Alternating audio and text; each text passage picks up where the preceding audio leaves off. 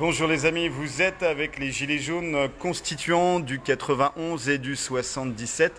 Aujourd'hui, on a le plaisir de recevoir le citoyen Kassem, de faire un interview, un live avec le citoyen Kassem du PRCF. Bonjour à tous les citoyens et tous les camarades. Je suis vraiment très content et je vous remercie de me permettre de porter la voix justement du pôle de Renaissance communiste en France sur tout ce qui se passe en ce moment et d'exprimer notre solidarité sans faille avec les Gilets jaunes. Ça commence bien. Ce qui est la réalité.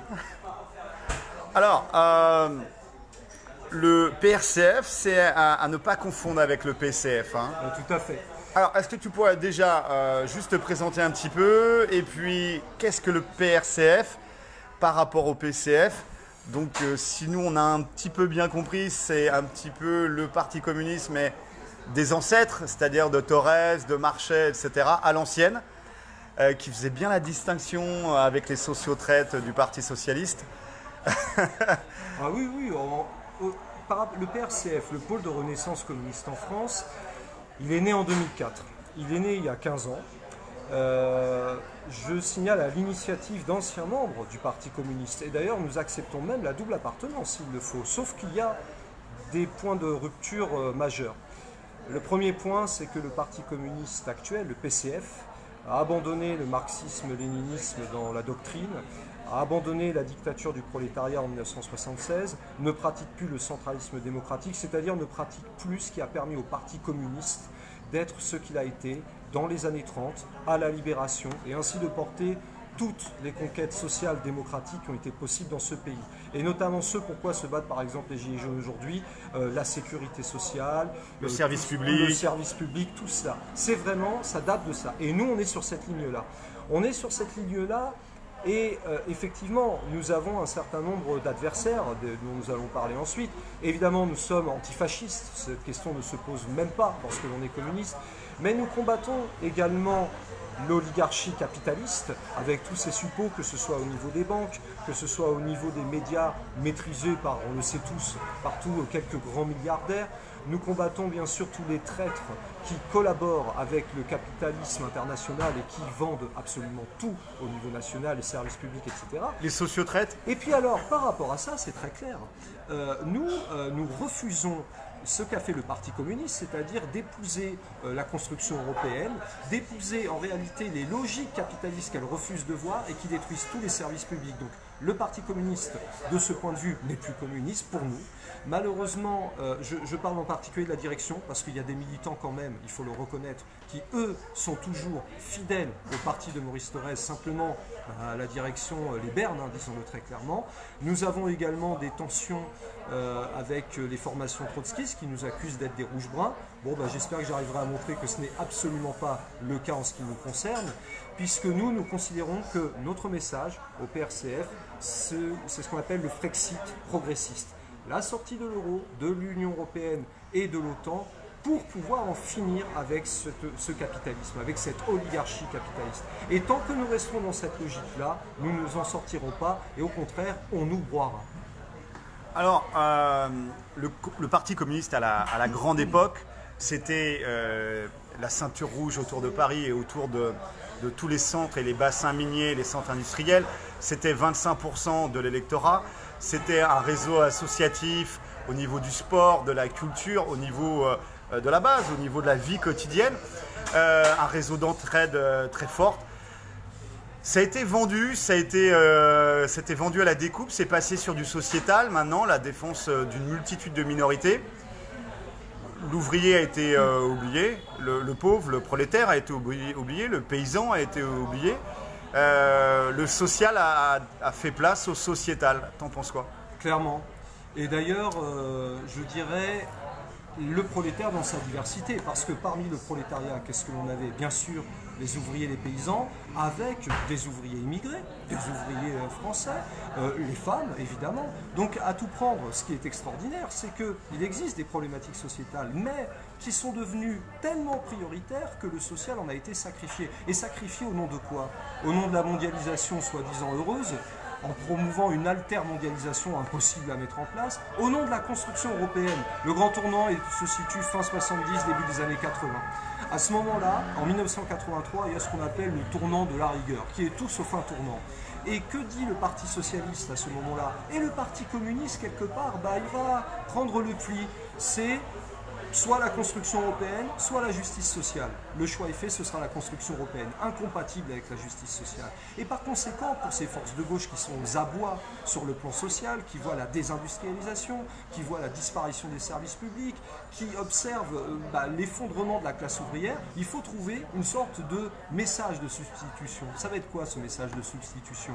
Nous allons combattre le racisme, nous allons combattre pour les droits des homosexuels, etc. Je ne dis pas d'ailleurs qu'il ne faut pas se battre pour ces causes-là, ça fait partie de l'ADN d'un communiste. Mais ce n'est pas l'élément central. Quel est l'élément central? C'est la lutte de classe, c'est la lutte des classes.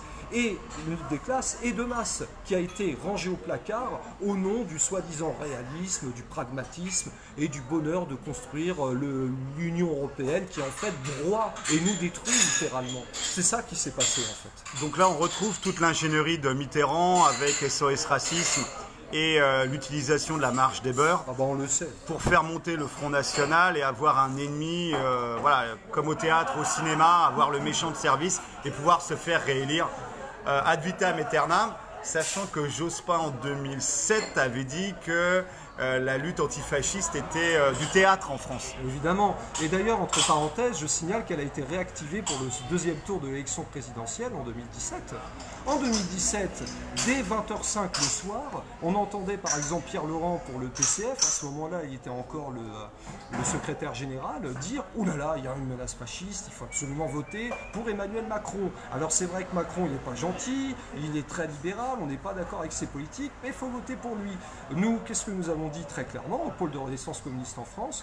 Abstention, pas une seule voix pour le Front National, jamais de la vie, mais que Macron se débrouille. Il est un ennemi de classe lui aussi. Et je vais même aller plus loin. Non seulement c'est un ennemi de classe, ce n'est pas un barrage au fascisme, mais c'est même le tapis rouge à la fascisation, Emmanuel Macron. C'est lui qui ouvre une voie également, et d'ailleurs il le fait sciemment, à l'affrontement avec le Rassemblement national à l'heure actuelle. Donc l'histoire d'agiter l'épouvantail fasciste, ça marche à tous les coups, parce que ça permet aux forces, en réalité bourgeoises et capitalistes, de se maintenir au pouvoir en jouant sur des soi-disant valeurs morales. Voilà.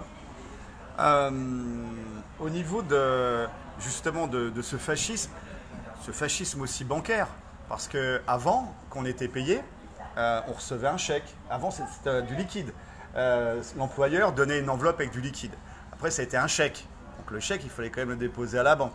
Après ça a été un virement.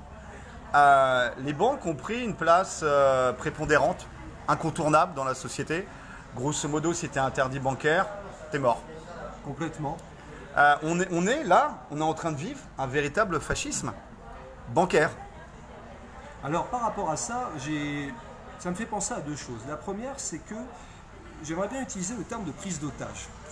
Pourquoi? Parce que ce que tu viens de dire est très juste. C'est-à-dire qu'en réalité, quand il y a une crise économique, nous sommes condamnés à renflouer les banques. S'il y a un effondrement, comme en 2008. Parce que si les banques s'effondrent, nous sommes morts. Elles ont notre argent. Or, ça veut dire quoi? Ça veut dire qu'elles peuvent faire pression, chantage sur les États pour dire « vous nous donnez l'argent comme il le faut ». Et le problème, c'est que nous sommes dirigés par quoi? Par des banquiers, Emmanuel Macron après tout est un banquier, par des grands industriels qui sont persuadés, convaincus que la politique se mène à partir des banques, des grandes industries, des entrepreneurs, des start-upers ou que sais-je encore. Et ces gens-là nous prennent en otage. Nous sommes contraints et forcés de les renflouer, sinon nous sommes morts. Et puisqu'on parle de fascisme bancaire, j'aimerais citer quelque chose qui n'est pas trop connu généralement. Je renvoie d'abord aux ouvrages d'Annie Lacroix-Rize, comme notamment le fameux ouvrage Industriels et banquiers sous l'occupation, qui mérite vraiment d'être lu. Mais j'aimerais renvoyer aussi à un groupe en particulier qui a été créé en 1925. Et vous allez voir pourquoi je vous en parle. Il s'appelle le Redressement français, ce groupe. Ce groupe était un groupe qui comprenait des industriels, des banquiers, des technocrates, des politiques, essentiellement de droite, un peu parfois de la gauche centriste, sociale-libérale, disons. Et tous ces gens-là étaient convaincus que ce qu'il fallait, c'était en finir avec le ni droite ni gauche, il fallait être pragmatique, etc. Et que les syndicats, les travailleurs, tout ça, c'était dangereux. Il y avait une forte haine anti-bolchevique, anti-communiste à l'époque. En 1925 a été publié un ouvrage qui résume tout ce que je dis, le nom de l'ouvrage, La Révolution en marche. La Révolution en marche, de la part du comte Edmond de Fels. C'est très simple, tous ces gens ont fini à Vichy. Tout est dit les amis, hein. Tout est dit. Dis-moi, au niveau, là on a 2 tracts devant nous. Les autocollants, effectivement. Alors, référendum de 2005, bah, on se l'est pris notre olive. Hein. Eh oui. Brisons les chaînes de l'Union européenne. Qu'est-ce que tu penses, toi, de la souveraineté et de la souveraineté monétaire? Est-ce qu'on doit rapatrier et la mettre sous contrôle du peuple, la création monétaire? Évidemment. Et puisque tu me posais la question de la souveraineté, je vais aller plus loin. Qu'est-ce que ça veut dire être souverain? Ça veut dire être maître de ses décisions. Voilà ce que ça veut dire. Être maître de ses décisions, ça veut dire être libre. À partir du moment où on abandonne le principe de la souveraineté qui se définit dans un cadre, et ça c'est ce que disait très bien Jean-Jacques Rousseau déjà, dans un cadre national. C'est quoi la nation? Mais c'est la réalisation de la souveraineté, c'est la possibilité de se libérer justement de toutes ces forces à l'époque absolutistes, monarchie absolue, anti-révolutionnaires, qui veulent abattre la souveraineté. La souveraineté, c'est le peuple entier qui décide, dans sa diversité, dans ses contradictions. Bien entendu qu'il peut avoir des divergences, c'est tout à fait logique, mais le principe de la souveraineté, c'est le principe de la décision. C'est donc d'être maître de sa décision. Lorsqu'on dit de quelqu'un qu'il est souverain, ça veut dire qu'il peut décider en son âme et conscience. Là, nous ne pouvons pas. Mais nous ne pouvons pas parce que parmi les éléments majeurs qui ont été confisqués, qu'est-ce que nous avons? Mais la monnaie, l'euro. Qu'est-ce que l'euro? Si ce n'est une monnaie, en fait un Deutschmark. Je tiens à préciser une chose à propos de l'euro, quand je dis que c'est un Deutschmark. En 1993, la Cour constitutionnelle de Karlsruhe a subordonné l'accord concernant la création de la monnaie unique, à condition qu'il y ait un respect parfait des conditions Maastricht, des fameux 3% de déficit budgétaire, etc. C'est un abandon de la souveraineté monétaire de la France sur des critères allemands. Mais c'est valable, ce que je dis pour la France, pour tous les autres pays européens. Nous avons laissé tomber une souveraineté monétaire. Et rappelez-nous ce qu'on a dit tout à l'heure. Abandonner la souveraineté monétaire, c'est donner le pouvoir à ce qu'on appelle les fascistes en col blanc. Voilà, c'est aussi simple que cela. Sans souveraineté monétaire, on n'a pas souveraineté et on n'a donc forcément pas démocratie. Sachant que au niveau des lois qui régissent notre vie en France, on est sur des transcriptions à 60 ou 80% de directives européennes. 80%, oui. 80%. Donc finalement, on est sous occupation. Ah bah, ce qui est certain, et là tu as dit quelque chose d'important, on oublie souvent que la démocratie, alors c'est un petit raccourci peut-être, mais globalement on dit souvent la démocratie, elle est née à Athènes il y a 2500 ans. Partons de ce principe, elle est née à 2 conditions. 1, que le peuple pouvait décider souverainement et librement de ses lois, et 2, la suppression de l'esclavage pour dette. On oublie cet élément central, mais il y a 2500 ans, c'est ce qui s'est passé. Et ce qui est frappant, c'est de voir que 2500 ans après, quel État, quel pays s'est retrouvé mis sous esclavage pour l'incapacité à payer dette, je ne sais quoi? La Grèce. La boucle est bouclée. Et on retrouve exactement le même problème avec les lois. En 2015, c'est ce qui s'est passé en Grèce. Je suis allé en Grèce à l'été 2015, le lendemain du référendum qui avait eu lieu le 5 juillet 2015. Le lendemain, je suis arrivé. J'avais déjà été à Athènes quelques années avant. Je n'ai pas reconnu le visage des Grecs. C'était des gens qui étaient matraqués, qui étaient exténués, fatigués, humiliés, qui ne vivaient plus et à peine survivaient. Voilà ce qui s'est passé. C'est cela, la fin de la souveraineté, c'est la fin de la démocratie, c'est la fin tout simplement même des possibilités de vivre. Et je dis bien vivre dans le sens d'avoir une vie correcte, décente, digne. Se construire, projeter dans l'avenir, avoir une vision sereine pour l'avenir de ses enfants, etc.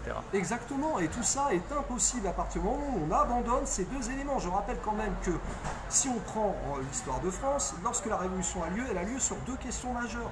1, la capacité à décider du budget, donc à maîtriser justement les dépenses, le déficit, etc. Et 2, à pouvoir faire la loi. Alors si on abandonne ces 2 éléments, qu'est-ce qui nous reste pour vivre en démocratie? Mais rien, il n'y a plus de démocratie. Et puisque l'on parlait tout à l'heure du référendum de 2005, faut-il rappeler une énième fois, ce que l'on oublie de rappeler désormais, de plus en plus, je me demande bien pourquoi d'ailleurs, que les peuples français a voté non. le 29 mai 2005 à la maudite Constitution européenne, et que 3 jours après, les Néerlandais ont voté non à leur tour. Et qu'est-ce qu'on a fait? Bon, on a gentiment ratifié le traité de Lisbonne, qui reprenait à 98% le même texte, et on l'a fait ratifier par qui? Par des traîtres, parce que c'est les parlementaires qui l'ont fait. Mélenchon a voté oui, hein. Non, Mélenchon à l'époque s'était opposé. C'était opposé en 2005, oui. Mélenchon a voté en faveur de Maastricht, et à ce moment-là, celui qui s'était opposé à gauche, au Parti Socialiste, c'était Jean-Pierre Chevènement. Jean-Pierre Chevènement avait refusé le traité de Maastricht, Mélenchon avait accepté. En 2005, Mélenchon a appelé à voter contre la Constitution européenne, et évidemment en 2008 contre le traité de Lisbonne, et quelques années après, il a dit c'est Chevènement qui avait raison, c'est Chevènement. Et le Parti communiste, à ce moment-là, était contre la logique de cette construction européenne. En 1992, lui, il a appelé à voter non au traité de Maastricht. En 2005, il a appelé à voter non, il y a eu des débats internes, et le PRCF d'ailleurs est né en 2004 à ce moment-là. Et voilà, et avec cette idée de non seulement nous refusons la Constitution européenne, mais nous refusons même toute Constitution européenne, parce que par définition, elle sera antidémocratique. Voilà. Au niveau de la dette, on en fait quoi? Banqueroute, défaut de paiement? Une chose est sûre, c'est que ce n'est pas la première fois que dans l'histoire de France, il y a des problèmes de dette. C'est le cas avant la Révolution française. C'est le cas avant la Révolution française. Nous savons ce qui s'est passé. La famille capétienne a été décapitée à juste titre. Et il est très clair qu'une grande partie de notre dette est totalement illégitime. Mais totalement. Je signale d'ailleurs qu'un certain nombre de pays ont obtenu une remise, justement, ont décidé de rompre avec cette logique-là. C'était l'Argentine en 2001, ça a été l'Islande en 2008. Il y a cette possibilité de refuser, de condamner même d'ailleurs cette dette et de refuser de rembourser. Alors après, il faudrait bien survoir quels sont les éléments pour lesquels il y a peut-être des remboursements possibles. Mais j'ajoute un truc, ce qu'on appelle la dette, il faut déjà se mettre d'accord. Si on inclut dans la dette, comme c'est souvent le cas, le fait qu'il y a des dépenses publiques qui ne rapportent rien matériellement, comme moi par exemple qui suis professeur, qu'est-ce que je rapporte matériellement? Oui, forcément pas grand-chose, mais qu'est-ce que j'apporte, on va dire, en termes de réflexion, de prise de conscience, etc., me semble beaucoup plus qu'un banquier qui lui en fait est là pour, dans le fond, pomper l'argent, pouvoir contrôler parfaitement. Et j'ajoute à propos de cette dette, pour terminer, que la dette est illégitime à partir du moment où elle concerne essentiellement des services publics qui ont été bradés et mis sur l'autel de l'austérité du libéralisme sans demander l'avis du peuple. Sans demander l'avis du peuple. Ceux qui se sont engraissés là-dessus, oui, en toute impunité, hein, c'est un système pseudo-mafieux, on le voit ça dans les hôpitaux, etc., les attributions de marchés publics, etc. Est-ce que tu es pour les tribunaux populaires ? Lorsqu'il y a des situations exceptionnelles, eh bien, il faut des mesures exceptionnelles. Je pense que, vous savez, il y a un personnage que j'apprécie beaucoup dans l'histoire, c'est Robespierre. Son surnom était l'incorruptible. Il combattait la corruption. La corruption est la base de la destruction. Et je vais même aller plus loin, même François Mitterrand le disait, évidemment avant d'arriver au pouvoir. Une fois au pouvoir, on le sait très bien. Mais sauf que Robespierre, son surnom était l'incorruptible. Ça veut dire quelque chose. Ceux qui corrompent, ceux qui trahissent, ceux qui s'enrichissent sur le dos d'une révolution doivent être jugés. Oui, parce que c'est une trahison de la cause qu'ils doivent servir. Et cette cause, c'est celle de la cause populaire et nationale. Et au passage, j'en profite pour additionner les deux mots. Parce qu'en réalité, c'est ce que disait parfaitement Karl Marx déjà, en réalité, la classe ouvrière, elle tend à devenir par elle-même la nation. Voilà. Le bien commun. On ne peut qu'en être sensible, on ne peut que, y adhérer. On appellerait ça même pour nous le communisme, cette société égalitaire qui partage. Égalitaire notamment, j'insiste, dans la prise de décision. On n'a jamais dit qu'il faut que tout le monde ait exactement au centime près le même salaire. Mais la prise de décision, la capacité de vivre en commun, justement. Évidemment, évidemment. Mais quelles sont nos sources d'inspiration? Rousseau. Nous avons Rousseau, nous avons bien sûr Marx, Engels, Lénine. Ce bien commun, ça veut dire quoi? Ce n'est pas une somme de biens particuliers, certainement pas. C'est quelque chose qui nous dépasse, c'est la volonté générale. Et dans cette volonté générale, il se trouve qu'il y a des gens qui ne veulent pas y appartenir. Pourquoi? Parce que les plus puissants ont tout à perdre. Croyez-vous vraiment que Louis XVI a accepté les droits de l'homme après un dialogue social autour d'une table? Il ne voulait pas du bien commun, il ne voulait pas de la volonté générale. Alors, tu as été juste un petit peu imprécis, oui. C'est les droits de l'homme et du citoyen. Eh bien, je vais en profiter pour parler de cela. La Déclaration des droits de l'homme et du citoyen, j'adore ce texte. Pourquoi? Parce que en tant que professeur, on me le sort à toutes les sauces, y compris des inspecteurs quand ils viennent me voir. Il a été adopté le 26 août 1789, ça généralement les gens le savent. Ceux qui savent beaucoup moins, c'est combien il y a d'articles et surtout ils oublient le contexte. 17 articles. Moi j'aimerais parler d'un article dont on ne parle jamais, l'article 17. Et je dis bien l'article 17. Vous allez voir pourquoi. Il commence de la manière suivante. La propriété étant un droit inviolable et sacré, nul ne peut en être privé. Je répète, la propriété étant un droit inviolable et sacré, nul ne peut en être privé. Pourquoi cet article? Et pourquoi à la fin? C'est pas par hasard. Nous sommes au moment de ce qu'on appelle la Grande Peur. Depuis mi-fin juillet, les campagnes de France s'enflamment contre les aristocrates, contre les privilèges. Officiellement, les privilèges sont abolis le 4 août 1789. En fait, ils ne sont même pas abolis. La réalité, c'est que les aristocrates annoncent qu'ils sont prêts à y renoncer si jamais on est en capacité de le leur racheter. Voilà. Et le 26 août, ils se rendent bien compte de la situation. Croyez-vous qu'il y a beaucoup de propriétaires en France le 26 août 1789? Non. Ils insèrent l'article 17. Propriété inviolable et sacrée. Les droits de l'homme et du citoyen peuvent être une réalité lorsqu'ils sont basés sur les vraies valeurs, et encore faudrait les définir, liberté, égalité, fraternité, mais certainement pas sur la propriété. Et j'ajoute deux choses pour finir. 1792 est une année très intéressante. Premièrement, parce qu'à un banquet, les Girondins proclament liberté, égalité, propriété. Et deuxièmement, la même année, la devise est adoptée. Liberté, égalité, fraternité ou la mort. C'est ça la devise de la Première République et de la Commune de Paris de 1792. Liberté, égalité, fraternité ou la mort. Au niveau de la Constitution, quel est ton point de vue? Est-ce que c'est au peuple d'écrire la loi au-dessus des lois? Ou est-ce qu'on laisse ça à nos représentants politiques qui, avec leur mandat représentatif, vont encore l'écrire à leur avantage et à celui des puissants? Il y a un principe de base. Lorsque l'on représente le peuple, lorsque l'on est censé le représenter du moins, lorsqu'on a obtenu un mandat, le principe du mandat révocatoire doit être accepté. Et cela signifie quoi? Que bien sûr que le peuple doit participer à la rédaction. Après, il faut que cette rédaction débouche sur quelque chose de concret. Donc c'est en cela qu'il y a généralement des mandataires. Mais ces mandataires n'ont pas pouvoir absolu. S'ils ont le pouvoir absolu, alors c'est la porte ouverte à toutes les trahisons. Le principe de la révocation est inévitable. Et je vais aller plus loin. Moi, il y a une constitution que j'adore. C'est celle du 24 juin 1793. Celle de la Première République. Et je renvoie tout le monde à l'article 35 de cette constitution, qui est en réalité la constitution la plus démocratique, que nous ayons eue dans l'histoire de France. Et cet article 35, il est très clair. Il explique que lorsque, je n'ai pas la formule exacte, mais en gros, lorsqu'il y a une trahison de la part de ceux qui représentent le peuple, l'insurrection, le mot est utilisé, l'insurrection est le plus sacré des devoirs. Voilà la réalité. Donc par définition, participer à l'élaboration d'une constitution, oui, mais avec mandat révocatoire, contrôle populaire, surveillance, sans quoi c'est la trahison et la porte ouverte à toutes les compromissions. Et j'ajoute au passage que cela nécessiterait aussi de bien s'accorder sur ce que l'on appelle au préalable les droits de l'homme et du citoyen, évidemment. Tu parlais compromission, on va rebondir sur les sociotraîtres, l'opposition contrôlée.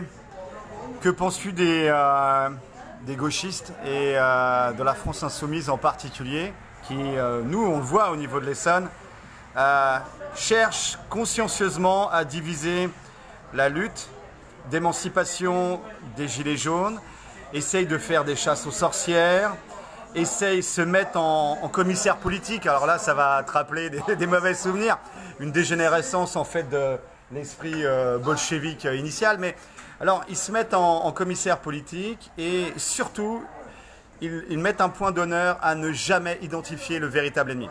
C'est-à-dire la création monétaire aux mains des banques privées, la mainmise oligarchique sur les médias pour créer l'opinion publique, la constitution écrite par les valets des puissants et puis la dette, jamais ils en parlent. Par contre, rester dans l'écume des choses, la superficialité, la pleurniche, là on pense à Ruffin avec son film On veut du soleil, où ça a été, je sais pas, 1h30 de pleurniche. Avec moi, président, 4 fois de suite. Donc là, nous, on a bien rigolé. On disait, bah voilà, c'est Mélenchon qui est trop vieux et trop malade. Il est en train de pousser son poulain. En fait, il a pas du tout parlé des choses importantes. La Constitution, c'était même pas 5 secondes dans tout le film. Par contre, il s'est mis en scène et puis il a mis en scène des gilets jaunes qui étaient en difficulté. C'est pas ce qui se passe sur les ronds-points. Les gilets jaunes en difficulté, oui, c'est quoi? C'est entre 5 et 10%, 12%. Le reste, on peut avoir des gars qui s'en sortent très bien ou des gens qui sont dans la lutte, mais qui sont pas du tout la tête sous l'eau. Donc il y avait ça nous a un petit peu énervé, le côté pleurniche. Bon, le film a été bien fait. Les gars avaient dit qu'ils l'avaient fait pour convaincre les bourgeois bohèmes, les bobos, le public de Nuit debout. Donc nous, on leur a dit, vous êtes trompés en invitant des gilets jaunes de rond-point, vous êtes complètement trompés de public, c'est pas ça. De toute façon, c'est pas ça. C'est pas les gilets jaunes, c'est pas Nuit debout. Nuit debout, ça manquait de couilles, ça manquait de radicalité, et puis ça a fini en paix foireux. Voilà, à l'image. Les indignés, pareil. Bah, à l'image des gauchistes, en fait, on dirait qu'ils n'arrivent jamais à aller jusqu'au bout. C'est quoi? C'est sociologique? C'est parce que généralement, ce sont des fils de bourgeois et puis ils n'arrivent pas à trouver leur courage, leur radicalité? Ou c'est quoi? Ils sont corrompus? C'est quoi? Quel est le problème avec les gauchistes? Bon, alors, il y a plusieurs éléments que tu as évoqués, donc je vais les prendre les uns après les autres. D'abord, je distinguerais la France insoumise pas du gauchisme en général, mais de l'essentiel des formations gauchistes. Sachant que là-dedans, il y a quand même des tendances gauchisantes, très clairement. Le gauchisme, moi je suis fidèle de ce point de vue à ce que dit Lénine, c'est la maladie infantile du communisme. Infantile. Je crois que le mot est fondamental. Maladie déjà, et infantile également. Pourquoi? Parce que, effectivement, ce sont des personnes qui se présentent comme, le mot a été dit, des indignés, des révoltés, des révolutionnaires à tout bout de champ. Mais qui, curieusement, ont, pour un certain nombre, pas tous, il faut être honnête, mais pour un certain nombre du mal, la majorité, à aller au contact, justement, des forces prolétaires, du prolétariat, des travailleurs, des usines, à faire ce véritable travail, et à se concentrer sur, finalement, des problèmes qui, en effet, peuvent être des questions sociétales, comme on en parlait tout à l'heure. Donc, la lutte des classes, finalement, a tendance, bien qu'elle soit proclamée, à être mise au second plan. Ça, c'est la première chose. La deuxième chose, c'est qu'il y a un certain nombre de réflexes, j'allais dire presque pathologiques. Vous parlez du mot nation. Alors, nous, on est souvent accusés d'être des rouges-bruns. J'aimerais bien savoir d'ailleurs où est mon côté brun, à part sur la peau éventuellement, parce que je suis d'origine égyptienne. Mais passons. Disons que ces gens-là lancent des anathèmes, passent leur temps à expliquer que sont des vrais révolutionnaires, des purs et durs. En fait, c'est du sectarisme, parce qu'ils s'interdisent à partir de là de penser l'action, de penser les éventuelles contradictions qui peuvent exister chez l'être humain, parce que ça existe, bien sûr qu'il y a des contradictions. Et dès lors, ils s'en sont là à lancer des anathèmes depuis toujours sur le Parti communiste, accusé d'être tantôt stalinien, tantôt totalitaire, tantôt je ne sais quoi. Un parti qui, en attendant, lui, a permis, grâce à sa puissance de mobilisation, à sa capacité politique d'obtenir la sécurité sociale, le statut de la fonction publique, les retraites par répartition, avec une généralisation à l'ensemble de toutes les personnes, qui a pendant longtemps tenu des dizaines d'années, tenu des municipalités communistes et qui permettait aux gens de vivre dignement et décemment. Voilà. Alors curieusement, les gauchistes sont davantage, pour une très grande partie d'entre eux, dans cette dénonciation permanente et curieusement davantage parfois du Parti communiste, enfin des communistes, que, alors bien sûr, ils se disent antifascistes, mais concrètement, vous les affrontez comment? Voilà ce que sont les gauchistes. Et de ce point de vue, ils sont, c'est vrai, par leur comportement, fortement nuisibles lorsque l'on veut mener un projet de reconquête populaire, démocratique, etc. J'ajoute quand même une chose, c'est que moi, par nature, je ne suis pas du tout hostile à des personnes qui se disent révolutionnaires, révoltées, et les causes qu'elles défendent, je ne dis pas qu'elles ne comptent pas. Elles existent, la question du racisme, etc. Bien sûr, nous sommes totalement antiracistes, il suffit de lire nos statuts quand on veut adhérer. Et si on trouve quelqu'un qui agit contrairement à ce statut-là et qui est raciste, nous le virons. Mais est-ce la question fondamentale? Bien sûr que non. Alors, pourquoi je vous dis ça? Parce qu'on parlait des gilets jaunes. Et moi, ce qui m'a beaucoup frappé, c'est de voir dès les tout premiers jours les réflexes gauchisants du type « Ouh là là, attention, c'est peut-être des poujadistes, ce sont peut-être des gens d'extrême droite, des antisémites ou que sais-je encore ». Mais ce sont des gens qui veulent vivre dignement. Ce sont des gens qui se battent pour vivre du fruit de leur travail, pour pouvoir décider. Voilà ce que c'est.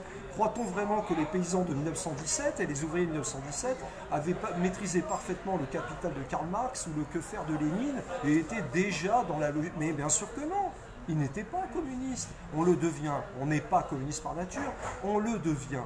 Eh bien, je crois que c'est ça la grande différence en ce qui concerne des gauchistes qui, derrière leurs beaux idéaux, vont être en réalité très sectaires, et des communistes qui, derrière notre sectarisme affiché, sont en fait, en réalité, enfin affichés, décriés plutôt, sont en réalité des gens profondément humanistes. Pour moi, le communisme, c'est de l'humanisme. C'est la défense, justement, de la dignité humaine. Alors, il y a eu plusieurs commentaires par rapport à l'histoire lourde du communisme. Oui. Pas tant en France, parce qu'en France, quand on dit communisme, à part la période du départ, c'est-à-dire jusqu'en 1941, où il y a eu l'alliance avec les nazis, mais une fois qu'ils sont rentrés dans la résistance et qu'ils se sont alliés avec les autres forces politiques du pays, bah, ça donne la bataille du rail, ça donne des grands moments de la résistance Le Conseil national française. de la résistance. Le CNR. Et puis après le début des 30 Glorieuses, enfin la reconstruction et puis le socle idéologique des 30 Glorieuses. Là, c'était plus franco-français. Par rapport à l'international, parce qu'on ne peut pas parler du communisme sans parler de la Russie, bien sûr, de la Chine, du Cambodge. Ça, c'est quand même des millions et des millions de morts. Qu'est-ce que toi et ton parti, quelle est votre vision là-dessus? Je veux dire votre autocritique par rapport à cette dégénérescence ou ces excès du communisme. Alors d'abord, si je peux me permettre, je vais d'abord établir 2-3 corrections importantes. Il n'y a jamais eu d'alliance avec l'Allemagne nazie. Jamais.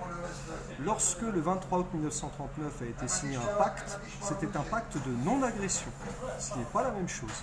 Un pacte de non-agression, cela signifie qu'on refuse momentanément de se faire la guerre, et pour une bonne raison, c'est que l'Union soviétique était déjà confrontée sur son flanc est au Japon, qui avait signé un pacte anti-Comintern, donc anti-URSS, en novembre 1936 avec l'Allemagne. Donc l'URSS était sur deux fronts. Deuxièmement, à ce moment-là, l'Union soviétique ne pouvait pas compter sur ce qu'on appelle les démocraties libérales, qui étaient profondément anticommunistes et qui, dans le fond, avaient capitulé à toute demande des nazis, à commencer par les fameux accords de Munich de septembre 1938. Donc l'URSS n'a jamais été alliée à l'Allemagne nazie, jamais. Et deuxièmement, puisque tu as évoqué 1941, le 22 juin, la fameuse rupture du plan Barbarossa, j'ajoute une chose, puisqu'on entend souvent une légende urbaine à ce propos concernant le Parti communiste et son comportement. Mais les communistes n'ont pas attendu le 22 juin 1941 pour résister en France. Ils n'ont absolument pas attendu. Dès le 17 juin 1940, je dis bien le 17 juin, au moment où Pétain est en train de faire son appel à l'armistice, il y a un tract, un appel lancé par Charles Tillon, qui justement appelle à la résistance de tous les travailleurs pour lutter contre l'occupant et contre Pétain, etc. Et j'ajoute qu'aux alentours de mi-juillet 1940, il y a le fameux appel du 10 juillet de Maurice Thorez et de Jacques Duclos, qui appellent donc à la résistance aussi et qui disent très clairement que jamais, au grand jamais, la France n'aura un peuple d'esclaves. Jamais. Eh bien, cette résistance, elle a existé dès le début. La légende urbaine veut qu'apparemment les communistes, mais que croyez-vous? Qui avait les réseaux pour résister? Qui avait les armes? Qui était capable de mobiliser des travailleurs, etc. Les partis de droite? Et puis quoi encore? Bien sûr que non. C'était les bases de la CGT, c'était les bases du Parti communiste, parce que ces bases-là avaient mené la bataille lors de la guerre d'Espagne contre le franquisme, contre Franco, contre Hitler, contre Mussolini. Donc je voulais quand même rétablir cette vérité historique qui est totalement vérifiable. Donc, des ouvrages qui ont traité les sources, et je dis bien traité les sources. Je dis ça parce que on vient de parler effectivement du goulag en quelque sorte, disons-le clairement. Alors on entend souvent 100 millions de morts, tant qu'on y est 200, j'ai déjà entendu 200 millions, je dirais même aller 3 milliards tant qu'on y est au point où on en est. Mais j'ajouterais 2-3 points. Premièrement, ce chiffre de 100 millions est faux. Et ce n'est pas moi qui le dis, c'est l'un des contributeurs du livre noir du communisme. L'un des contributeurs qui s'appelle Nicolas Werth, et qui lui-même reconnaît que c'était un argument marketing pour pouvoir vendre le livre, cet ouvrage de 1997. Deuxièmement, quand on parle de l'Union soviétique, il faut être très clair. La Russie bolchevique a été attaquée dès novembre 1917, ou décembre, dès la fin de l'année 17. Par qui? Mais pas seulement par les Russes blancs, par tous les envois de troupes et d'argent qui venaient des États-Unis, du Royaume-Uni, de la France, du Japon et même de l'Allemagne après le 11 novembre 1918. La Russie était une citadelle assiégée. Que croit-on dans ces cas-là? Qu'on va accepter de faire la révolution sans couper des têtes? Mais c'est inévitable. Et Lénine se retrouve face à cela, en essayant d'ailleurs de mener un front. Ce front tient. Dans les années 1930, puisqu'on parle de l'international, Staline veut accélérer le passage au communisme. Et donc il lance l'industrialisation à marche forcée. C'est à ce moment-là que, c'est vrai, des opposants vont être éliminés ou envoyés au goulag. J'ajoute une chose, on compare souvent le goulag au centre de mise à mort. Je dis bien centre de mise à mort, c'est-à-dire Auschwitz. On ne revient pas d'un centre de mise à mort, sauf lorsque l'Allemagne nazie perd la guerre et qu'on découvre les... voilà. Au goulag, en tout et pour tout, et je reprends les chiffres du fameux historien Nicolas Werth qui parlait tout à l'heure, il y a eu 20 millions de personnes qui ont été entre 1928 à peu près et 1953. Il n'y a pas eu plus de 2 millions de morts. Alors certes, 2 millions de trop, mais pas plus de 10%. Et j'ajoute que contrairement à ce que l'on dit, je vous invite à lire un ouvrage très intéressant qui permet justement d'avoir une idée sur ce qu'a été le rapport des Russes à cette histoire. Je vous invite à lire le voyage, ou retour à la Kolyma, ou voyage à la Kolyma de Nicolas Werth. Je ne me souviens plus du titre exact, mais une chose est sûre, c'est que dans cet ouvrage, il tombe sur les Russes qui disent « mais arrêtez de nous emmerder avec cette histoire de goulag ».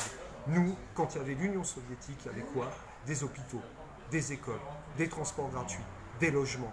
On pouvait, contrairement à la légende, vivre correctement. Ah oui, pas de manière consumériste en mode Black Friday, ça c'est sûr, mais ça vivait correctement. Et il n'est pas surprenant qu'en décembre 2018, dans un sondage récent en Russie, 66% des Russes ont indiqué regretter l'URSS, et pas seulement pour des raisons de puissance, mais parce que la réalité c'est que l'Union soviétique, elle a su apporter une amélioration des conditions de vie pour la grande majorité de la population qui depuis découvre les joies du capitalisme néolibéral et tout ce qui va avec.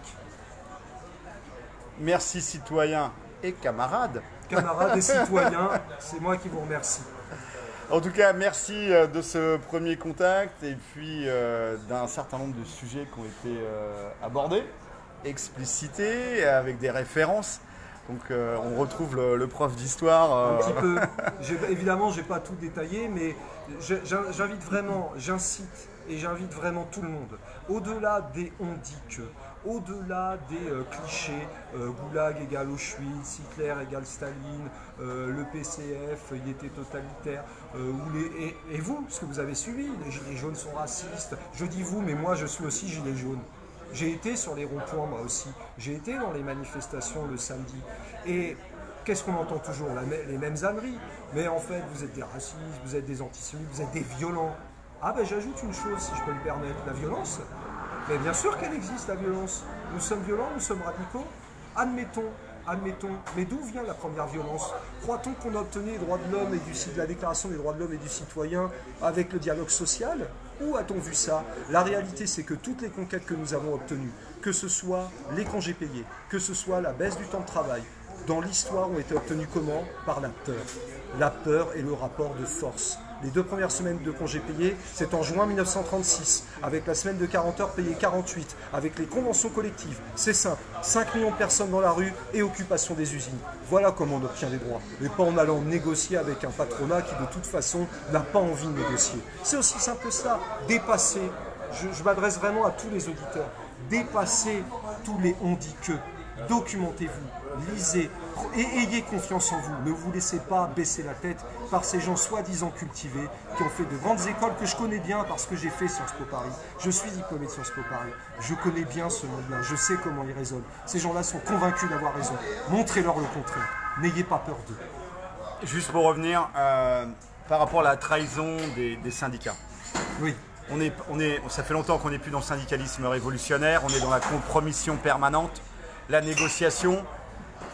Finalement, on est avec des anciens qui étaient même de... On ne va pas dire le nom, mais juste les initiales de la CGT. Ils pourront dire, ils ont été plus que trahis au niveau de la loi El Khomri, au niveau de tout. Il y a eu une démission, voilà, une démission totale. On a juste eu le choix entre des couleurs pour les chaînes, quoi. On a eu juste le choix à colorer nos chaînes, à choisir la peinture. Comment tu expliques que des syndicats comme la CGT par exemple, ou d'autres, on ne va pas parler de la CFDT, hein, parce que là c'est... Non, c'est pas la peine. Là, on va retrouver Nicole Notat à la tête du dîner du siècle. Bon. Mais par exemple, le guigou de la CGT qui va aller croûter en tout incognito. Hein, je veux dire, personne ne le savait. Les listes, on avait réussi à avoir les listes. C'était quoi le listing de 2010 ou 2014? De 2009 à 2011.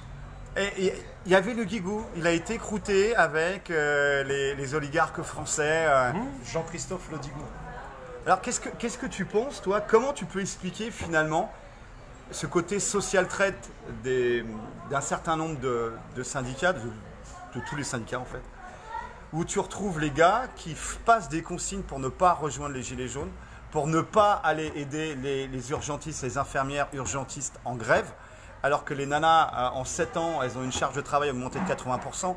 Mais là, on est sur la base, on est sur la base de la traîtrise. Alors qu'on connaît les gars, c'est des braves gars à la base. Oui, bien sûr. Les gars de la CGT, de Sud, etc., c'est des crèmes. Mais s'ils veulent rester à la CGT, et ils ont payé pour y être, ils obéissent aux ordres de la hiérarchie. Et leur hiérarchie disent, vous ne bougez pas. Mais ça marche pour FO pareil. Je sais. Donc on a la base qui est trahie par des représentants syndicaux, qui sont eux-mêmes trahis par la hiérarchie. Et puis ça s'étonne qu'il n'y a personne derrière les syndicats. Comment tu analyses ça, toi, en tant que communiste? Oh, bah alors, déjà, tu as dit le bon mot. Je rappelle quand même que la CGT, historiquement, avait des liens très puissants avec le Parti communiste. Et que très généralement, quand on était membre du PCF, on était membre de la CGT et réciproquement. Après, d'ailleurs, en 1945, la CIA a eu cette bonne idée de créer FO en 1947. C'est d'ailleurs un membre, il s'appelle Irving Brown, celui qui a écrit ça, qui a créé FO. J'ajoute au passage que ce que je dis est passé sur une chaîne complotiste, parce que je sais que c'est très à la mode. Cette chaîne complotiste s'appelle Arte. Et si vous allez sur Arte, vous allez complotiste voir... et allemande en plus. Oui, bien sûr, tant qu'on y est. Et cette chaîne complotiste Arte a diffusé un très beau documentaire qui permet de bien comprendre la situation, notamment par rapport aux syndicats, mais pas seulement. Un documentaire en février 2017, Mafia et République. Tout un programme. Je vous invite à le regarder. Vous apprécierez beaucoup d'ailleurs les liens qui existent entre nos dirigeants, en parenthèse, et la mafia. Donc création de syndicats anticommunistes pour commencer, et puis abandon progressivement d'un discours de classe et de masse au sein, je vais dire, de la direction. Parce que je sais qu'il y a beaucoup de militants de base qui sont combatifs, déterminés et sur une ligne vraiment d'affrontement radical de classe et de masse. Seulement voilà, pourquoi la direction trahit? Déjà, premièrement, elle recherche des subsides, c'est le premier point important. Et il n'est pas impossible que l'entente se passe plutôt pas trop mal avec les forces gouvernementales, les représentants de l'État. Deuxièmement, puisqu'on parle toujours de subventions, et ça permet de faire le lien, la CGT a accepté à la fin des années 1990 d'intégrer la Confédération européenne des syndicats, en pensant, peut-être sincèrement, je n'en sais rien, mais que désormais ce serait l'échelle de lutte. De lutte de quoi? On ne sait pas trop. Une chose est sûre, c'est que depuis que la CGT en est membre, elle reçoit les subsides et elle n'est plus du tout combative. Sauf bien sûr, alors là je tiens à le dire, je répète, je reviens sur les bases. Moi j'ai le souvenir là, il y a encore un an, du combat qui a été mené, et pas que d'ailleurs par la base CGT, par la base Sud, par d'autres bases syndicales, contre la destruction, il ne faut pas dire réforme, il n'y a pas de réforme, il y a de la destruction, contre la destruction de la SNCF. Il y a eu là un combat qui a été mené par une base. Alors évidemment, peut-être que c'était imparfait, peut-être qu'il y avait par-ci par-là des attitudes ambiguës parfois, mais la réalité, c'est qu'au sein de la CGT, et pas que de la CGT, on voit des bases qui prennent conscience des trahisons pour des raisons d'argent, pour des raisons aussi idéologiques. On abandonne la lutte des classes, on accepte la construction européenne, le nouvel horizon. J'attire l'attention là-dessus. Attention, la construction européenne, c'est la nouvelle religion. Et cette nouvelle religion, elle est déversée à coups de propagande dans les manuels scolaires, à la télévision, dans les discours politiques. Et le pire, c'est qu'elle est acceptée, même inconsciemment, par des forces politiques qui devraient s'y opposer. Quand vous avez une Manon Aubry qui appelle à sauver l'Union européenne à quelques jours de l'élection européenne, mais qu'est-ce que vous voulez espérer convaincre des gens qui, eux, ont pour ambition de se battre pour gagner dignement leur vie? Voilà ce qui s'est passé aussi au niveau des syndicats. Mais je tiens quand même à signaler une chose qui est décisive, qui est très intéressante, disons.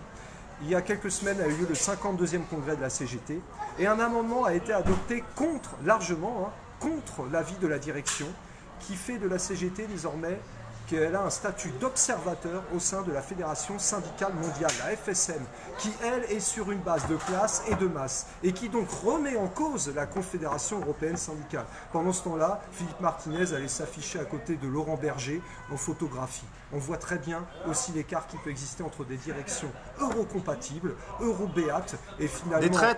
Des traîtres, dis-le. Au-delà des traîtres, oui, c'est de la trahison. C'est de la trahison. C'est la trahison à la fois de la base et c'est la trahison du peuple. Est-ce que tu aurais un message aux camarades de la CGT, les gars de la base, hein, ceux qui ont les pieds et poings liés par leur hiérarchie? Est-ce que tu as un message pour eux, c'est peut-être le moment qu'ils lancent la révolution Gilets jaunes à l'intérieur de leur structure, avec des mandats impératifs. Ça permettrait d'éviter de renouveler comment Martinez a été élu, rapport à sa campagne à la ville. On ne va pas épiloguer là-dessus, mais c'est simplement scandaleux. Et vous le savez, si vous êtes à la CGT. Deuxième point, donc des mandats impératifs. Deuxième point, des commissions tirées au sort parmi la base pour auditer le nerf de la guerre, le pognon, le travail des dirigeants, bien sûr. Maintenant, avec Facebook, on peut faire des Facebook Live. Des glands comme nous, on arrive à faire des Facebook Live. Donc j'imagine que... Des glands bien organisés, ma foi. Et bien constructifs, crois-moi. Et d'un petit gland, on peut faire quelquefois un gros chêne. Voilà. Voilà. Bien dur. Non. Qu'est-ce que la base, avec toute sa combativité, quand on parle avec des gars de la base, les gars, ils en ont lourd, ils en ont gros. Il n'y a personne derrière eux. Ils voudraient qu'il y ait plus de monde, mais ils sont les pieds et poings liés. Qu'est-ce qu'ils attendent pour lancer cette révolution gilet jaune à l'intérieur de ces structures pyramidales, opaques et autoritaires, et en faire des structures de démocratie directe? Alors, très sincèrement, je vais te dire, je vais pas, moi n'étant pas la CGT, etc., moi je suis au SNES, non pas parce que je préfère le SNES d'ailleurs, mais parce que comme c'est le syndicat majoritaire, nous essayons de créer un rapport de force. Très sincèrement, c'est peine perdue pour le moment, mais passons. En revanche, ce que j'aimerais dire aux militants de la CGT, c'est effectivement d'abord d'oser affronter, comme ils l'ont fait lors de ce congrès, leur direction. Deuxièmement, de regarder également un rassemblement qui est en train de se créer depuis plusieurs années, le Front syndical de classe. Le Front syndical de classe vise à rassembler tous les syndicalistes véritablement de classe et qui s'inscrivent dans un combat de classe et de masse. Et notamment, ce front syndical de classe, je répète, s'ouvre à tous les syndicalistes, mais notamment aux camarades de la CGT. Pourquoi?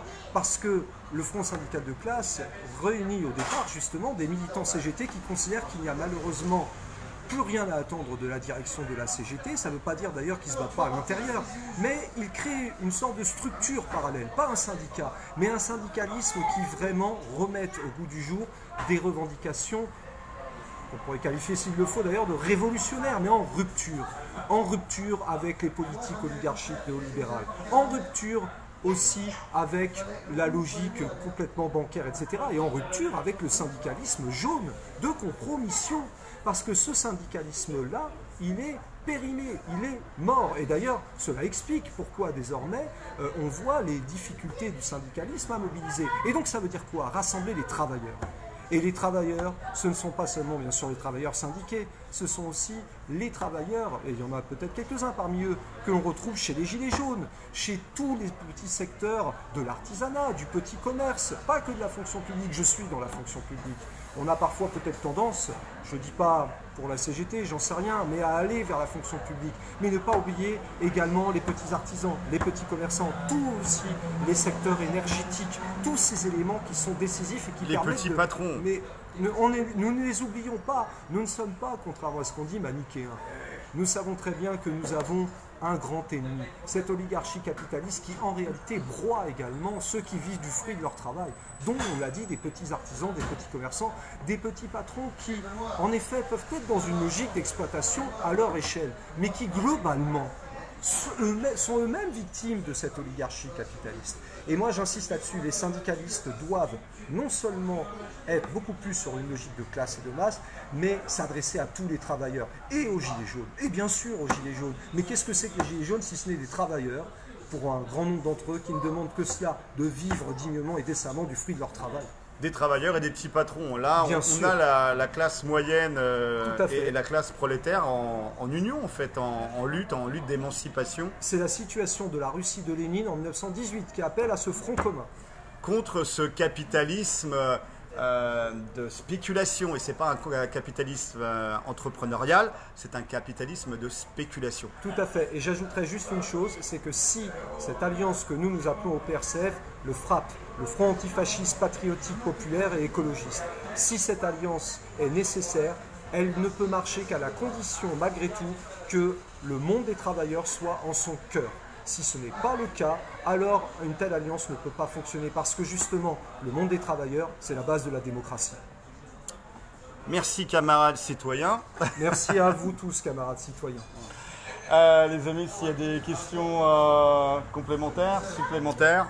Et moi j'aurais une question. Comment vois-tu, par ton prisme marxiste-léniniste, cette oligarchie? Comment tu la vois aujourd'hui? Comment elle se structure? Comment toi tu la définis? C'est très intéressant parce que, à tout prendre, je vais peut-être même pas faire du marxisme-léninisme, encore que si. Je vais faire du léninisme, analyse concrète d'une situation concrète. C'est ce que dit Lénine après tout. J'ai fait Sciences Po Paris. C'est important de le préciser. Quand on rentre à Sciences Po Paris, on rentre dans un monde où on passe son temps à vivre avec des personnes qui ont les mêmes codes globalement. Et quand bien même ce ne serait pas le cas, ces personnes-là vont assimiler les codes. Je vais vous donner le nom d'une députée La République En Marche que je connais personnellement parce qu'elle est rentrée en même temps que moi à Sciences Po. C'est Laetitia Avia. Laetitia Avia, je l'ai connue en septembre 2003. Je l'ai connue en septembre 2003 parce qu'elle vient justement de Saint-Ouen, quelque chose comme ça. Enfin bref, elle est rentrée par convention ZEP en première année. Moi j'étais en deuxième année à Sciences Po. Et vous savez, dans le fond, elle s'est retrouvée prise dans cette logique qui est laquelle? Celle d'élite, d'une oligarchie qui généralement se reproduit elle-même, qui de temps en temps prend des éléments extérieurs et qui est persuadée d'avoir raison. Par contre, j'insiste sur un point, il n'y a absolument aucun complot. Et j'irai même plus loin, il n'y a presque même pas de cynisme à l'heure actuelle. Ces gens sont possédés. Possédés.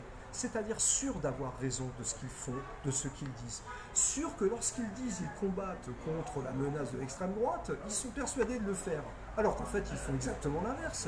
Mais ils sont persuadés même de faire le bien, entre guillemets. Alors, ils sont persuadés, mais dans le sens possédé, j'insiste dessus. Ces gens-là, c'est simple, ce sont les futurs journalistes, ce sont les futurs hommes politiques, ce sont les futurs patrons, ce sont les futurs banquiers. Je connais des journalistes, je connais une députée de La République En Marche, je pense qu'elle se souvient peut-être un petit peu, mais bon, elle n'a pas spécialement envie de me voir, ça c'est sûr. Je veux dire, ces gens-là vivent ensemble dès l'âge de 18-19 ans. Donc ça veut dire quoi? Que forcément se créent des liens d'amitié, des réseaux. Et donc aussi une façon de penser qui est globalement la même, avec bien sûr quelques petites différences sur quoi? Éventuellement ce que tu évoquais tout à l'heure, la question sociétale, moi je suis contre le mariage pour tous, ou moi je suis pour, voilà, mais sur les grandes questions ils seront globalement d'accord, et je répète, ce n'est pas un complot, c'est parce que l'analyse léniniste, l'analyse concrète d'une situation concrète permet de le dire, lorsque vous vivez ensemble en entendant les mêmes poncifs, à savoir libéral, centriste, européen. En fait, il faudrait dire capitaliste, extrémiste et de surcroît européiste. C'est ça. Est-ce que c'est quelque part ce que disait Michel Clouscar quand il parlait du monde culturo-mondain? Mais oui. Toute cette élite que tu Mais, parles. mais c'est pas facile forcément de résister à ça. Je reconnais que de tempérament, je n'ai jamais été très dans l'allégeance, on va dire. Et puis, il y a un moment donné, vous savez, à Sciences Po, il ne faut pas croire qu'on apprend vraiment à réfléchir. Ça se saurait. Si vous croyez qu'on fait de l'histoire sociale, de l'histoire vraiment, on peut en faire, mais c'est tellement rare. Pourquoi? Parce que ce qui compte à Sciences Po, c'est de valoriser ses compétences, ses réseaux, être capable d'imaginer, d'inventer le monde de demain à base de croissance verte, à base de développement durable qui est tout sauf durable. Voilà. Et en réalité, ces gens-là vivent ensemble et vont se retrouver au poste de responsabilité pour la plupart. Mais sans complot, sans rien. C'est comme ça. C'est comme ça. Et vous retrouvez ça où? À l'ENA, à HEC.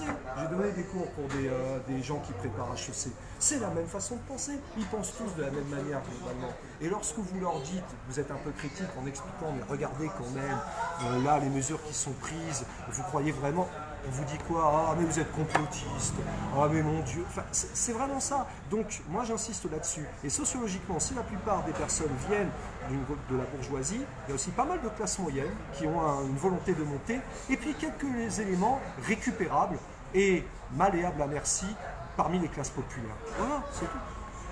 J'avais une petite question sur l'anarchie, les anarchistes. Ça s'est plutôt mal passé dans le sud de l'Ukraine, Oui. avec la Makhnovchina, Oui. à Kronstadt aussi, en Espagne aussi.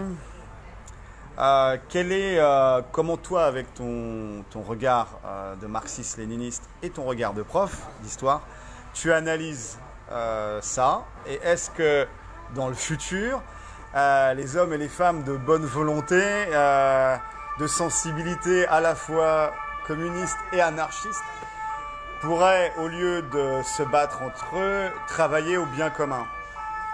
Je l'espère. Est-ce que j'y crois? Je ne sais pas, mais je l'espère.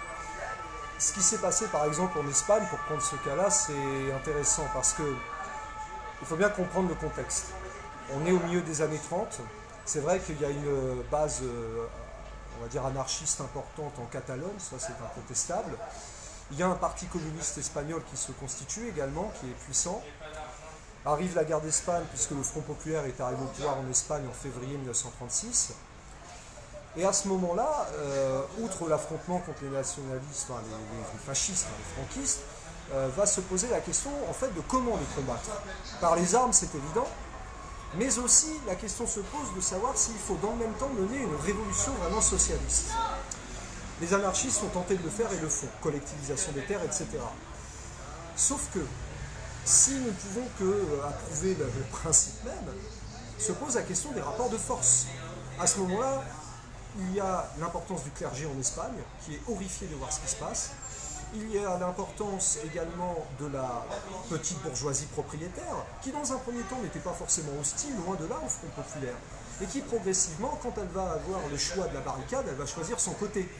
Que dit à ce moment-là le Parti communiste espagnol? Nous ne devons pas nous couper de ces petits propriétaires. Nous ne devons pas nous couper de ces gens-là, parce que si nous faisons ça, elles basculeront dans le franquisme. C'est d'ailleurs ce qui s'est passé.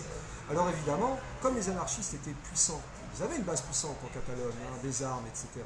Qu'est-ce qui se passe? Ça débouche sur un affrontement, d'ailleurs plus compliqué qu'on ne le croit, parce qu'au sein même des anarchistes, il y avait débat. Et qu'un certain nombre, je vous invite à regarder le documentaire Ni Dieu ni Maître, si vous voulez, qui d'ailleurs qui est passé sur Arte, décidément. Il n'y a pas encore eu, je le signale, on va dire, de reportage plutôt favorable en faveur du bolchevisme. Je me demande bien pourquoi. En tout cas, pour Ni Dieu ni Maître, ça a été possible. Et vous verrez dans ce documentaire, très clairement, que, en fait, les anarchistes qui avaient accepté d'incorporer le gouvernement avec le Parti communiste espagnol, il y avait aussi des socialistes, etc., étaient prêts à un compromis. D'autres n'ont pas voulu, c'est vrai. Je répète, sur le principe de mener la révolution sociale en même temps que la lutte contre le fascisme, le franquisme, etc., oui, mais à un moment donné, regardons les rapports de force. Et ce qui s'est passé, c'est que malheureusement, cette guerre fratricide a eu pour conséquence non seulement, bien sûr, la révolution sociale définitivement liquidée, mais surtout la mise en place d'un régime franquiste. Donc je crois que c'est ça la leçon à tirer, c'est à un moment donné, nous ne perdrons jamais de vue l'objectif de la révolution socialiste, mais nous ne négligerons jamais non plus en rien les rapports de force. Des républicains isolés, soutenus essentiellement par les brigades internationales et l'URSS, et qui se retrouvaient face à une coalition monstrueuse, franquiste, fasciste, pour tout faire tomber, à commencer par la République. Sauvons déjà la République, sauvons-la. Et quand je dis la République, je profite pour en signaler qu'il n'y a pas une seule République, mais la République sociale, socialiste, une et indivisible, et qui applique vraiment le principe de liberté, d'égalité, de fraternité. Pas la République bourgeoise qui se base essentiellement sur le principe de la propriété. Merci camarade. J'avais une dernière question à te poser concernant une critique qui est faite à certains gilets jaunes et au PRCF. Oui. Un anathème, on va dire, qui est lancé par plusieurs Conspiracy Watch, par également des gens autour du NPA, ainsi de suite, de confusionnisme. Comment toi tu analyses Tu parles des sociotraites là. les sociotraites, ainsi de suite, comment analyses-tu cet anathème du confusionnisme? qu'on nous jette tout le temps Je dirais que le problème du confusionnisme vient du fait que lorsqu'on maîtrise même pas les notions de base, les concepts de base, les mots tout simplement et l'analyse historique, eh ben, on accuse les autres d'être confusionnistes. Je vous donne un exemple. Partons du mot patrie. Partons de ce que nous défendons. Nous défendons le drapeau rouge et le drapeau tricolore. Nous défendons l'association de la Marseillaise et de l'Internationale. J'ajoute d'ailleurs que la Marseillaise est quand même le premier hymne de la Russie bolchevique. Et oui, et bien sûr le chant des partisans. Mais pourquoi je dis ça? Parce que en réalité, qu'est-ce que la patrie, si ce n'est encore une fois le peuple souverain, la nation populaire qui se met en branle pour défendre ses droits. Mais lorsqu'elle fait ça, elle ne le fait pas uniquement pour elle-même, elle le fait en solidarité également avec les autres. Et elle mène ce combat de front, si vous voulez. C'est la formule de Jaurès. Un peu d'internationalisme éloigne de la patrie, beaucoup d'internationalisme y ramène. J'ai bien dit y ramène. Être très internationaliste, c'est être très patriote. C'est se battre. C'est se battre finalement, fondamentalement, pour l'ensemble des travailleurs.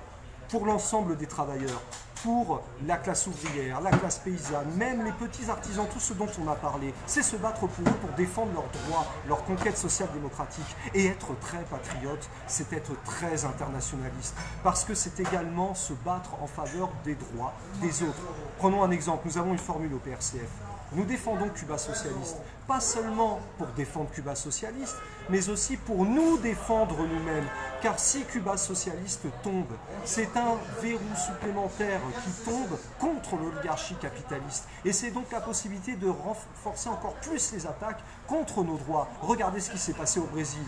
Bien sûr que Lula était loin d'être parfait, évidemment. Bien sûr que Lula a commis des erreurs dans les politiques menées, et notamment des politiques néolibérales. Mais une fois qu'il tombe, qu'est-ce que c'est? Mais c'est la porte ouverte au fascisme, à la fascisation. Regardez Bolsonaro, un verrou en moins contre l'oligarchie, etc. Le Venezuela, c'est frappant. Le cas du Venezuela est spectaculaire. Moi, quand j'entends que, en fait, on veut ni Maduro ni Guaido, mais qu'est-ce que vous voulez, bon sang? Le ni Maduro ni Guaido, ça veut dire quoi? Mais ça fait le jeu de ceux qui veulent renverser Maduro, ni plus ni moins. Or, renverser Maduro, c'est ouvrir la voie à quoi? À l'impérialisme des États-Unis, qui, je le rappelle, s'est quand même immiscé on ne sait combien de fois depuis 150 ans, dans les affaires de l'Amérique. J'ajoute une chose, je vous invite tous, deux choses même. J'invite premièrement les auditeurs à lire cet excellent ouvrage de John Dingus qui s'intitule « Les années Condor ». Ou comment les États-Unis arrivaient à imposer des dictatures militaires dans l'ensemble de l'Amérique latine, notamment au Chili d'Allende, en expliquant toujours qu'il y a une menace pour la démocratie et blablabla. Chili qui d'ailleurs est le premier pays à avoir vraiment mis au point les révolutions néolibérales, avant même les États-Unis et le Royaume-Uni. Et puis il y a une deuxième chose. Vous savez, quand on parle des États-Unis, on oublie souvent un élément central dans l'histoire des États-Unis. Cet élément central, c'est ce que l'on appelle le Manifeste Destiny. Le Manifeste Destiny a été énoncé en 1845 par un journaliste et homme politique qui s'appelait O'Sullivan. Et il le dit très clairement, j'invite à les lire. Quiconque dans le monde se mettra en travers du chemin des États-Unis. Quiconque se mettra en travers de ce chemin, alors je ne vous dis pas la formule exacte parce que je ne l'ai pas sur moi, mais sera très clairement une sorte d'ennemi qu'il faudra éliminer. Point barre. C'est ça l'impérialisme. Et justement, dans le cas du Venezuela, dans le cas de Cuba, ça veut dire quoi? Il y a une barricade, il y a deux côtés de la barricade, on choisit le nôtre. Nous, c'est très clair, Cuba socialiste et Venezuela bolivarien et Nicaragua sandiniste, qui est à l'heure actuelle menacé également par les États-Unis. Merci, camarade. Une dernière question. Après le grand soir, Oui. quand les temps ordinaires ont fait place aux temps extraordinaires et quand les temps extraordinaires ont fait leur ouvrage, comment tu vois la France du futur, la France rêvée? C'est une fédération, une confédération de communes libres? C'est une fédération de kolkhozes, de sovkhozes ou de soviets? Est-ce que tu vois la nationalisation de toutes les terres privées, de toutes les propriétés privées? L'État commence à y arriver parce qu'en 2017, ils avaient fait sur un site de prospective du gouvernement, ils avaient lancé des idées comme ça dans un think tank. Comment résorber la dette des pays surendettés. Et il y avait l'État français en deuxième position, l'État français qui allait devenir copropriétaire de chez le grand-père ou de chez la grand-mère qui avait travaillé toute sa vie pour se payer son petit pavillon. Donc on y arrive finalement à la collectivisation un petit peu forcée, mais là, dans l'intérêt des banques. Est-ce que toi, dans une vision rêvée de la France, tu aurais cette collectivisation du pavillon de la grand-mère dans l'intérêt du peuple je n'allais pas dire dans l'intérêt des banques. Non, certainement pas. Non, non, alors d'abord, il y a un préalable que j'aimerais dire quand même, parce que c'est vrai qu'on nous pose souvent la question, mais comment ça va se passer? Qu'est-ce que vous allez faire? Alors on a un programme, on le réactualise d'ailleurs à l'heure actuelle, mais par définition, les temps extraordinaires, imaginons une révolution tout simplement, on ne peut pas savoir ce qui se passe dans l'absolu. On ne sait pas ce qu'on peut être amené à faire. En revanche, dans un monde idéal, moi c'est simple, c'est l'application du mot fort qui est démocratie. Ça veut dire quoi? Ça veut dire que tout ce que tu viens de dire, la logique de collectivisation, etc., il faut voir ce qu'on entend par là. Si c'est la confiscation pour le biais d'un État qui s'accapare tout et qui contrôle tout, il n'en est pas question. Et cela n'a d'ailleurs jamais été le projet communiste, y compris chez Marx et Lénine d'ailleurs, parce qu'on peut accuser parfois de dictature, mais ce n'est pas ça le principe de la dictature du prolétariat. Le principe de la dictature. C'est arrivé quand même, excuse-moi de t'interrompre, c'est arrivé en Chine, c'est arrivé au Cambodge, c'est arrivé au Vietnam, c'est arrivé en Russie aussi. Mais parce que ces États étaient socialistes, pas communistes. Ça veut dire quoi? Ça veut dire que construire le communisme, ça prend du temps, ce n'est pas facile, ça ne se fait pas en un claquement de doigts, et si le dépérissement, j'insiste sur le terme de dépérissement, l'État dépérit progressivement, ça veut dire quoi? Ça veut dire que ces structures deviennent de moins en moins importantes, voire tout simplement utiles, parce que le contrôle démocratique s'exerce vraiment à la base. Mais on ne construit pas ceci en un claquement de doigts, et surtout pas lorsqu'il y a des armées entières de capitalistes qui vous menacent. Je tiens quand même à rappeler encore une fois ce que j'ai dit tout à l'heure à propos, tu vas parler de la Chine, mais la Chine était en pleine guerre civile pendant 4 ans, et puis après, et j'ajoute, d'ailleurs pas pendant 4 ans en fait, pendant 20 ans, avec le massacre de Shanghai en 1927. Bref, ce que je veux dire par là, c'est que si on veut construire le socialisme véritablement pour aller vers cette société démocratique, disons le mot, avec une logique d'autogestion, puisque c'est un petit peu ça qui se pose derrière, c'est possible, mais pas en un claquement de doigts, certainement pas. Il y aura des mesures provisoires, évidemment. La nationalisation, oui. La logique de collectivisation, oui. Mais nous tiendrons toujours compte d'un élément central, la volonté d'épanouissement des individus. Parce que c'est aussi ça, et contrairement à ce qu'on croit, le communisme n'est pas anti-liberté.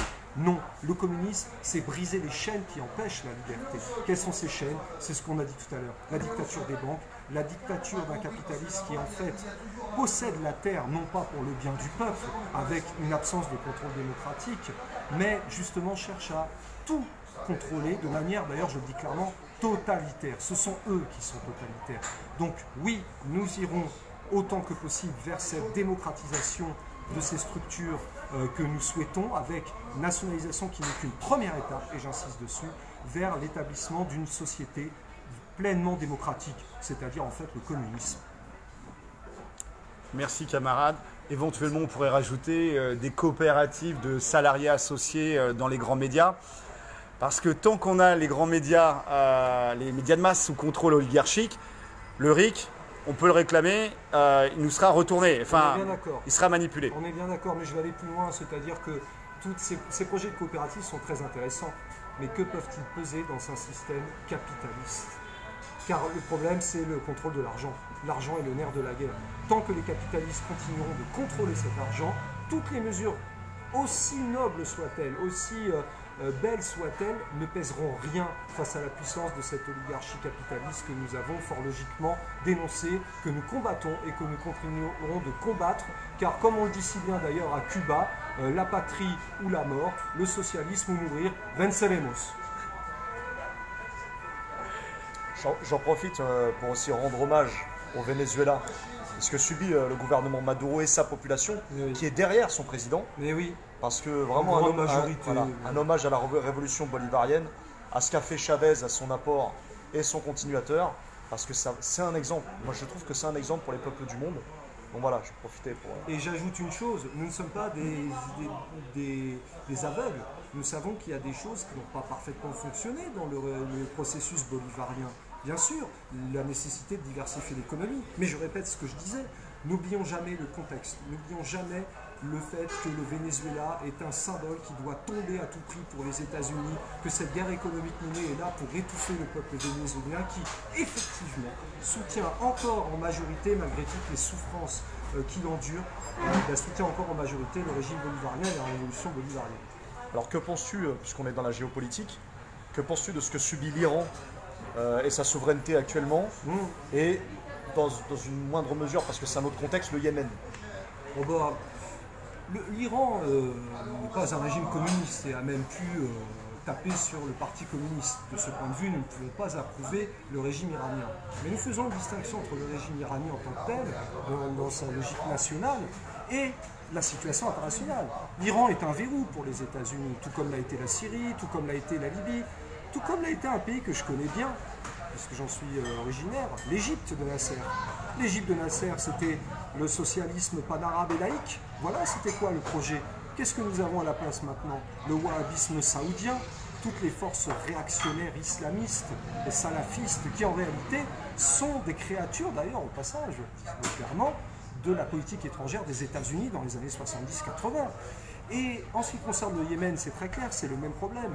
La révolte houtiste qui a eu lieu, l'insurrection houtiste, avec peut-être un appui de l'Iran, qui sait, mais c'est perçu comme une menace avant tout pour un allié de l'Arabie Saoudite qui joue un rôle central, majeur, dans la répression de tous les régimes progressistes. Vous savez, on parle souvent des guerres israélo-arabes.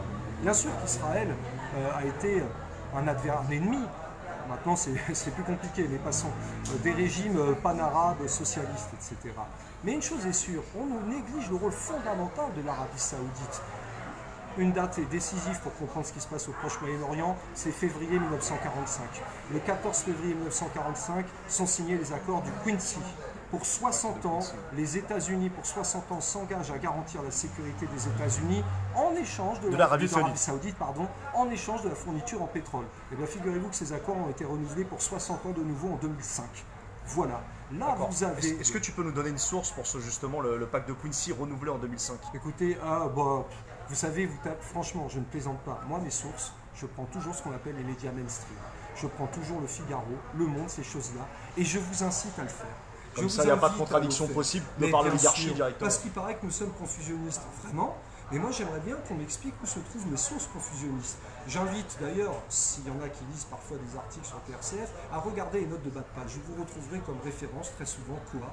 Le Figaro, Le Monde, Le Nouvel Observateur, Libération. Pour les mettre devant leurs contradictions. Mais voilà. Vous savez, c'est très simple. Les contradictions, en réalité, à un moment ou à un autre, elles éclatent dans la figure lorsqu'on sait les manier habilement. Ça, une petite crotte de nez pour Rudy Reichstadt, là, et son financement par David de Rothschild. Oui, Conspiracy Watch. Non, mais il est financé quand même par David de Rothschild derrière le gars. Mais bon, voilà. Voilà les amis, en tout cas, merci citoyens, camarades. Citoyens, merci beaucoup. Toutes ces informations, cet échange d'idées, plein de pistes intéressantes. On va se revoir, on va reparler de plein de sujets. On ne lâche rien, bien sûr. Jamais. Force et honneur. Tous ensemble, en même temps et dans le même sens, nous vaincrons. Force et honneur. Aou. Aou.